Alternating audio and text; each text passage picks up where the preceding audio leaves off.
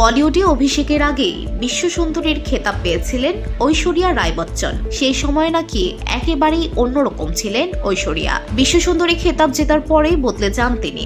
এরপর বলিউডে একের পর এক ছবি উপহার দেন দর্শকদের। দুই সময়ের ঐশ্বরিয়াকে নাকি মেলানো যায় না, এমনটাই দাবি গায়িকা সোনা মহাপাত্রের। সম্প্রতি এক সাক্ষাৎকারে ঐশ্বরিয়াকে নিয়ে কথা বলেন তিনি। বিশ্ব সুন্দরী হয়ে ওঠার আগেও ঐশ্বরিয়াকে চিনতেন সোনা। তিনি বলেছেন, আমার সব মনে আছে।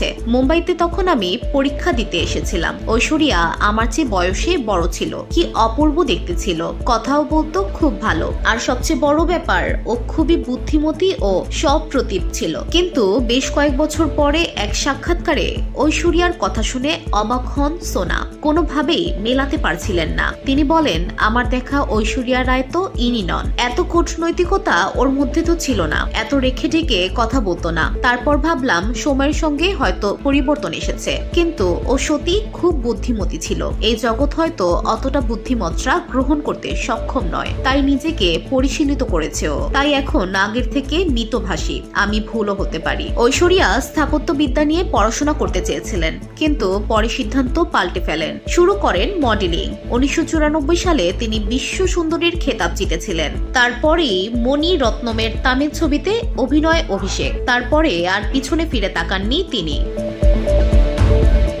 VOD Bangla news desk.